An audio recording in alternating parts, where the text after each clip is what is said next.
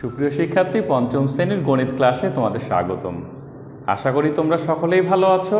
হ্যাঁ, আমিও ভালো আছি।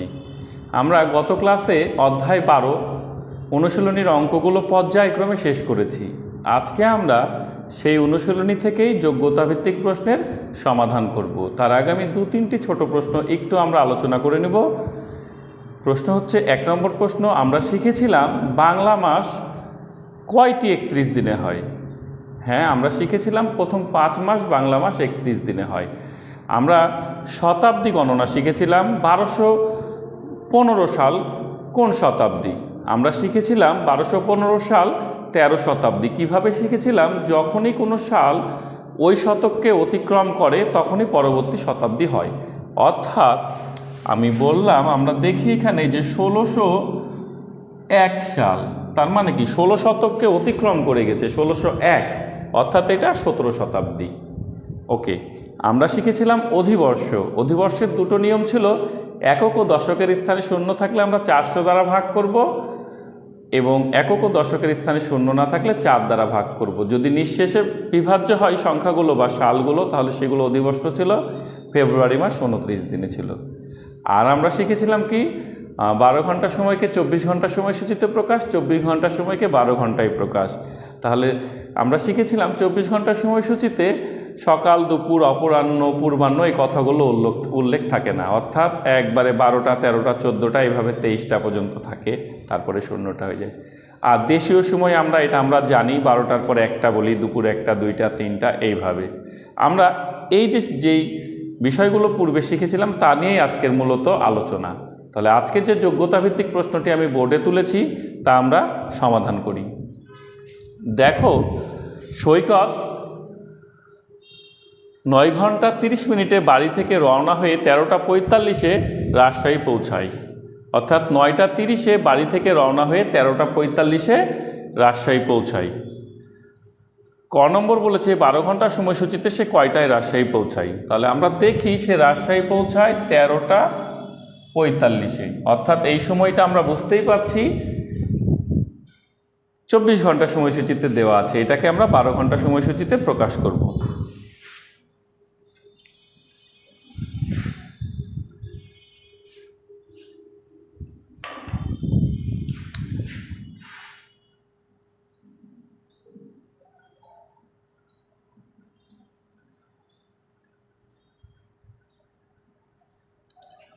সৈকত রাজশাহী পৌঁছায়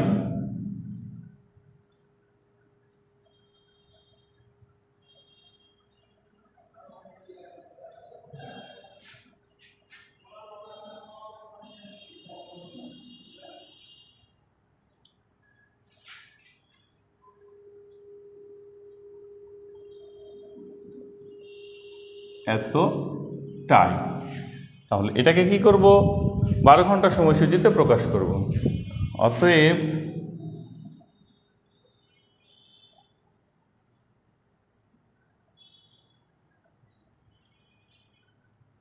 12 ঘন্টা সময়সূচিতে সৈকত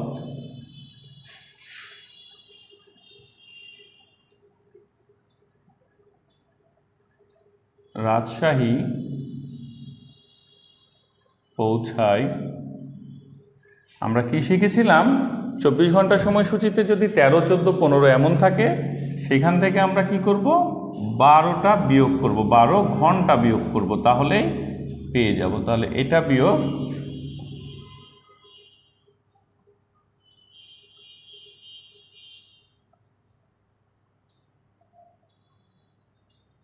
এতটাই। তাহলে এটা একটা সহজ বিয়োগ, কারণ এখানে 45 আছে, এখান থেকে 0 বাদ যাবে। এটা আমাদের রাফ করে দেখার দরকার নাই, আমরা সহজেই পাবো। এবং 13 থেকে 12 বাদ, তাহলে এটা হবে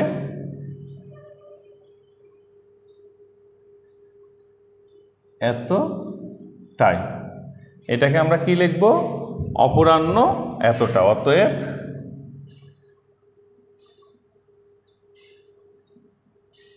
অপরাহ্ন 1 ঘন্টা 45, অর্থাৎ 1টা 45-এ। উত্তর আমরা পেয়ে গেলাম, সৈকত রাজশাহী পৌঁছায় অপরাহ্ন 1 আমরা কোলন দিয়েছি 1:45, অর্থাৎ এটা 1 ঘন্টা, এটাকে আমরা একটা বোঝাচ্ছি আর এটা 45। ঠিক আছে, 24 ঘন্টা সময়সূচিতে আমরা প্রকাশ করার সময়কে 12 ঘন্টায় প্রকাশ করে পেলাম, অপরাহ্ন 1:45। প্রথম প্রশ্নের সমাধান হয়েছে। এখন আমরা দ্বিতীয় প্রশ্ন দেখতে পাচ্ছি, রাজশাহী পৌঁছাতে তার কত ঘন্টা সময় লাগে। রাজশাহী পৌঁছাতে তার কত ঘন্টা সময় লাগে, খুব সুন্দরভাবে খেয়াল করো, এখানে রাজশাহী পৌঁছাতে তার কত ঘন্টা সময় লাগে এইটা বলেছে। আমি 2বার রিপিট করলাম কেন, যখন আমি সমাধান দিব তখনই বুঝতে পারবে।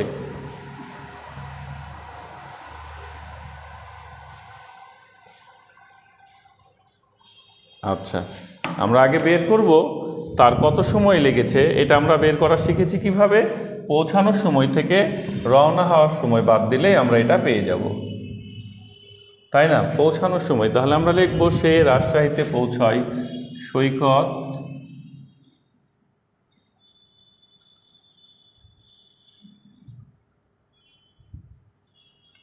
রাজশাহী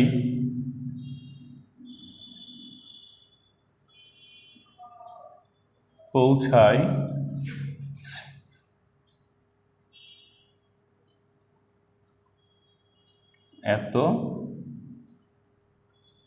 এতটাই।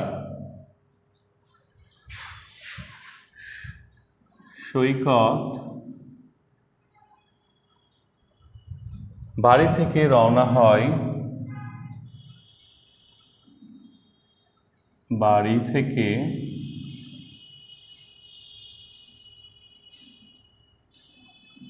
রওনা হয়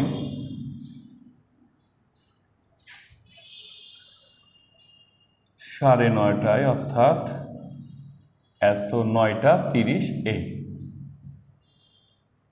এখন আমরা বের করব তার পৌঁছাতে সময় লাগে কতক্ষণ। আগে আমরা এটা বের করব, তোমরা খুব সুন্দর করে এটা স্কেল ধরে দাগ দিবে, সমান করে দাগ দিবে। আমরা সময় বের করা শিখেছিলাম কিভাবে, বিয়োগ করে করে। তাহলে আমরা এটা বিয়োগ করব, তাহলে লিখব রাজশাহী পৌঁছাতে তার সময় লাগে, অতএব সৈকতের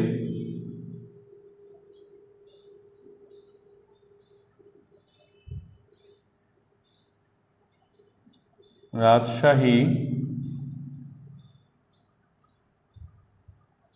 পৌঁছাতে সময় লাগে, তাহলে আমরা 45, এটাকে আমরা মিনিট ধরি, এটাকে ঘন্টা ধরি, তাই না? তাহলে 45 থেকে 30 সহজেই বাদ যায়, খুব সহজ হিসাব এখানে। তাহলে এটা হবে 15 মিনিট, আর এটা হলো 13 থেকে 9 বাদ দিলে 4 ঘন্টা। তাহলে সৈকতের রাজশাহী পৌঁছাতে সময় লাগে 4 ঘন্টা 15 মিনিট। এখন আমাদের প্রশ্ন হচ্ছে তার কত ঘন্টা সময় লাগে। আমি তখন বলেছিলাম, অর্থাৎ তার যে পৌঁছাতে সময় লাগে 4 ঘন্টা 15 মিনিট, এটাকে সম্পূর্ণকে ঘন্টায় প্রকাশ করতে হবে। খুবই সহজ বিষয়, তবে অবশ্যই তোমরা প্রশ্নে খেয়াল করে উত্তর করবে। এখন 4 ঘন্টা 15 মিনিট, এটাকে আমরা ঘন্টায় প্রকাশ করব। তাহলে 4 ঘন্টা যোগ 15/60, এটা কিন্তু ঘন্টা হয়ে গেল। আমরা জানি মিনিটকে ঘন্টায় প্রকাশ করতে গেলে এটাকে কি করতে হবে, 60 দ্বারা ভাগ করতে হবে। মিনিটকে ঘন্টায় প্রকাশ করতে হলে 60 দ্বারা ভাগ করতে হবে। তাহলে আমরা ভাগ করে নিলাম, দুটোই ঘন্টা হয়ে গেল। এটা 4 ঘন্টা যোগ 1/4 ঘন্টা, এটা কি করে পেলাম 1/4 ঘন্টা, 15 দ্বারা লব এবং হরকে ভাগ করেছি। 15 দ্বারা 15 বিভাজ্য এবং 60 বিভাজ্য, তাহলে 15কে 15, 4 15 60, এটা সমান পেয়ে গেলাম। ঘন্টা ঘন্টা যোগ করলে কি হবে, 4 পূর্ণ 4-এর 1 ঘন্টা। তাহলে আমরা কিন্তু এখানে শিখলাম যে মিনিটকে কিভাবে ঘন্টায় প্রকাশ করা হয় এবং ঘন্টা অ্যাড করে দেওয়া হয়। এটা আমাদের কাছে একটু নতুন প্রশ্ন, বাট আমরা খুব সহজেই সমাধান করতে পেরেছি। তাহলে সৈকতের রাজশাহী পৌঁছাতে সময় লাগে 4 পূর্ণ 4-এর 1 ঘন্টা।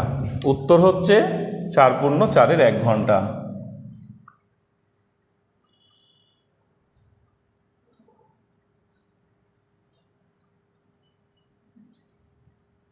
তাহলে আমরা প্রত্যেকটা অঙ্কেই কিছু না কিছু নতুন পাই, তাই না? একবারে অঙ্ক অধ্যায় বাট পূর্ব জ্ঞান থেকেই কিন্তু সব কিছু করছি।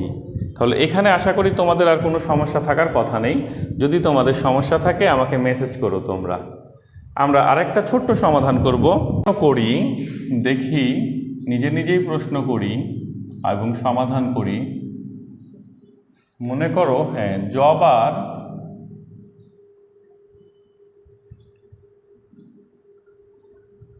জন্মদিন 25 ফেব্রুয়ারি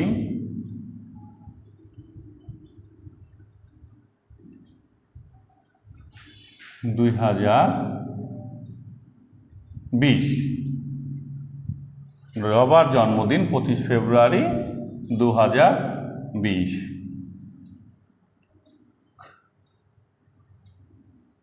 কদমের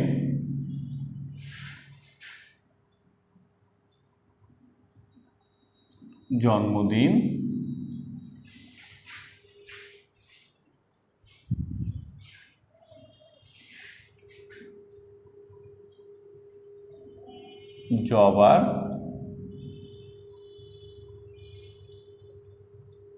6 দিন পর। জবার জন্মদিন 25 ফেব্রুয়ারি, কদমের জন্মদিন জবার 6 দিন পর, অর্থাৎ জবার জন্মদিনে 6 দিন পর কদমের জন্মদিন, এভাবেও তোমরা লিখতে পারো। তাহলে আমাদেরকে বের করতে হবে যে কদমের জন্ম তারিখ কত। আমরা বের করব, প্রশ্ন লিখে নিই, কদমের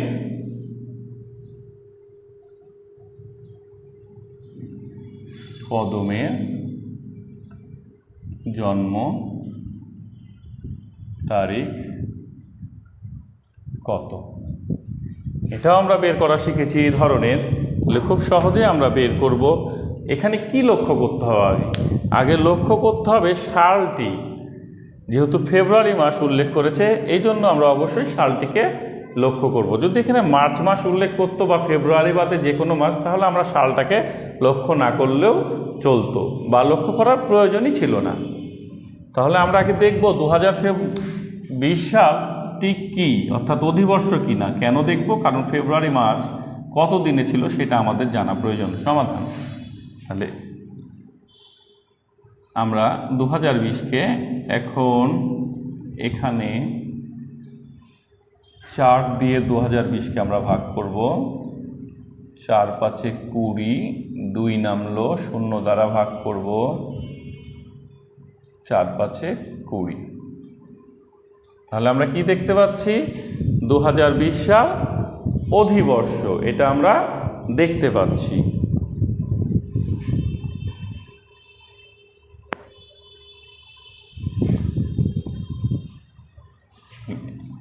অতএব 2020 সাল অধিবর্ষ, অর্থাৎ কি হবে? ফেব্রুয়ারি মাস 29 দিন।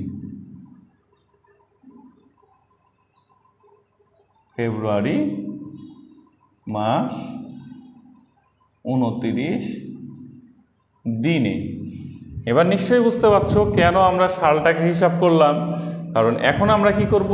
কদমের জন্মদিন বের করব। তাহলে কদমের জন্মদিন হবে, যদি 25শে ফেব্রুয়ারি হয়, ফেব্রুয়ারি মাস কত দিনে? 29 দিনে। এখানে আমরা পেয়ে গেছি। তাহলে আমাদের কি হচ্ছে? 29 থেকে 25 বাদ দিব। তাহলে কারণ আমাদের 25-এর 6 দিন পর কদমের জন্মদিন, তাহলে 25 তারিখে 6 দিন পর। তাহলে ফেব্রুয়ারি মাস 29 দিনে আমরা আগে বের করব। অতএব 29 বিয়োগ 5 সমান 24। এখন যেটা করব তাহলে হলো 29 থেকে আমরা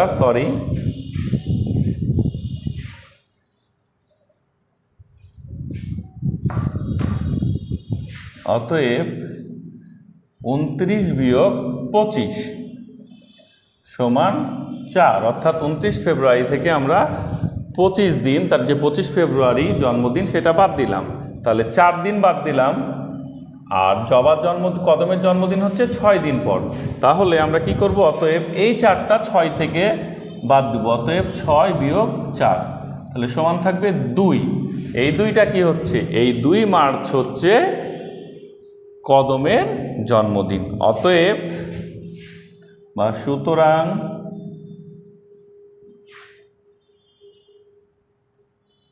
কদমের জন্ম তারিখ হবে 2 মার্চ। বোঝা গেছে? তাহলে কত সহজে আমরা এগুলো বের করতে পারি। লক্ষ্য রাখতে হবে, আবারও বলছি, এই সালটার বিষয়ে। যদি এখানে বলতো 25শে মার্চ, তাহলে তুমি কি এটা বের করার আমাদের কোনো দরকার ছিল না। আমরা কি করতাম, 31শে মার্চ থেকে 25শে মার্চ বাদ দিতাম। বাদ দিলে তারপরে যে কয়দিন থাকতো সেটা এখান থেকে বাদ দিলেই বের হয়ে যেত, তাই না? অর্থাৎ মনে করো, খুব সংক্ষেপে বলছি, আবার এরকমই এ এর জন্মদিন, এটা দিলা 25 মার্চ, ঠিকই আছে, থাকলো মার্চ। আর বি এর জন্মদিন, আমরা এখানে এ বি করছি, এ হলো বি এর জন্মদিন, এ এর জন্মদিনের 10 দিন পর। তাহলে 25শে মার্চ যদি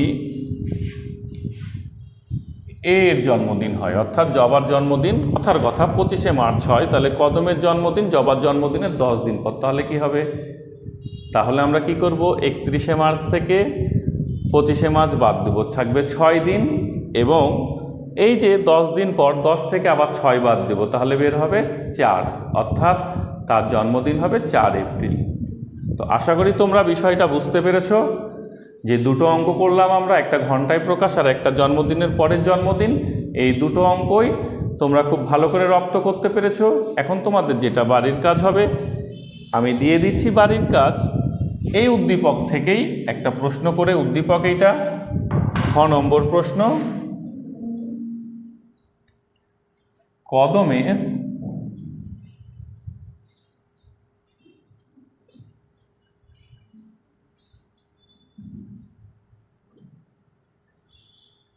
জন্ম মাস কে, জন্ম মাস সমান কত ঘন্টা?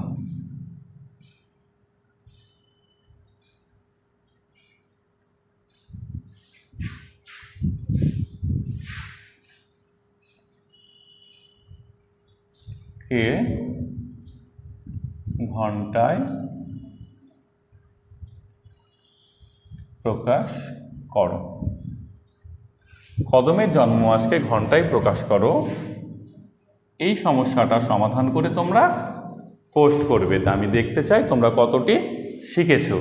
ওকে সুপ্রিয় শিক্ষার্থীরা, তাহলে তোমরা সকলেই ভালো থাকো, সুস্থ থাকো, এবং পিতামাতার প্রতি যে আমাদের দায়িত্ব কর্তব্য সেগুলো আমরা পালন করব। আবার দেখা হবে পরবর্তী ক্লাসে, সেই পর্যন্ত ধন্যবাদ।